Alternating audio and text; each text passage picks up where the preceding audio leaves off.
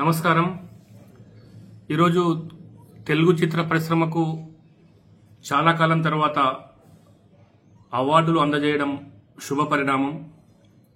అయితే సంబంధం లేని ఒక వ్యక్తి పేరుతో గద్దర్ అవార్డులు అంటూ నంది అవార్డు ప్లేస్లో గద్దర్ అవార్డులు అందజేయడం అనేది సముచితం కాదు.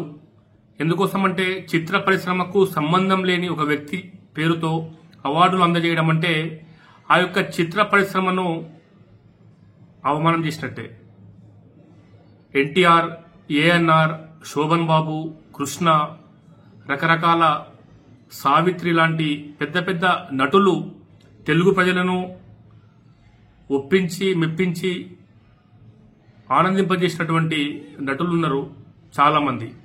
వాళ్ళ పేరుతో అవార్డులు ఇవ్వడం అనేది సముచితం, సంప్రదాయం, పద్ధతి.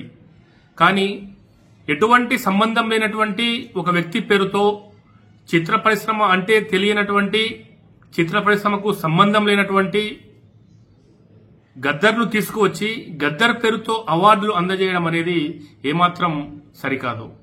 ఇదే సందర్భంలో గద్దర్ అవార్డులు అందజేస్తున్నామంటే వాటిని అందుకోవడానికి సినీ పరిశ్రమలో ఉన్నటువంటి పెద్దలందరూ కూడా ఏమాత్రం అడ్డంకులు చెప్పకుండా అందుకోవడం అనేది ఏమాత్రం బాగలేదు.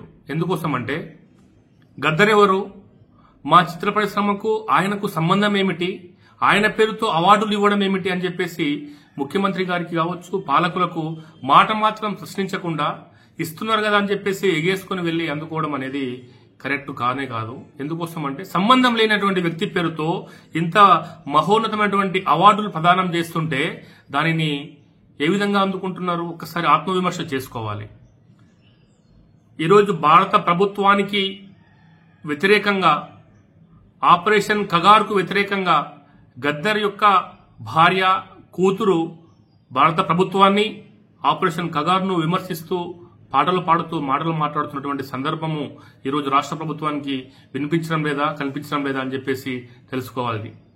ఈరోజు ఇదే గద్దర్ పేరుతో అవార్డులు మొండిగా అందజేస్తే ఆ యొక్క మహామహా నటులను ఎన్టీఆర్, ఏఎన్ఆర్, మిగతా కృష్ణ, శోభన్ బాబు అనేకమైనటువంటి మహానటులను అవమానించినట్టు కాదా? ఒక్కసారి చిత్ర పరిశ్రమ ఆలోచించుకోవాలి. మొండిగా వెళ్తాం మేము, ఒక నియంతృత్వంగా మేము చెప్పిందే వినాలి, మేము చెప్పిందే చేయాలి, సంబంధం ఉన్నా లేకున్నా ఇదే పేరుతో మేము కొనసాగిస్తామని చెప్పేసి మూర్ఖంగా నియంతృత్వ ధోరణి ప్రదర్శిస్తే మనమంతా కూడా చరిత్ర తెలుసుకోవాలి. హిట్లర్ గురించి, నియంతృత్వ గురించి తెలుసుకోవాల్సిన అవసరం లేదు.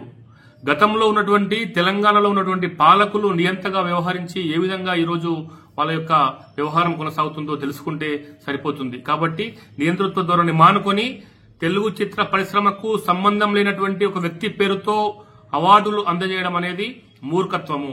ఈరోజు ఎంతో మంది జాతీయవాదులను, ఎంతో మంది దేశభక్తులను, ఎంతో మంది విద్యార్థులను, పోలీసులను పొట్టన పెట్టుకున్నటువంటి ఒక వ్యక్తి పేరుతో అవార్డులు అందజేస్తుంటే ఇది ఏ విధంగా వెళ్తుంది రాష్ట్ర ప్రభుత్వము, ఎంతటి నియంతృత్వము అనేటటువంటి విషయం ప్రజలు, చిత్ర పరిశ్రమ, మేధావులు, ప్రముఖులు, జర్నలిస్టులు, రచయితలు అందరూ కూడా ఆలోచించాల్సినటువంటి అవసరం ఎంతైనా ఉంది.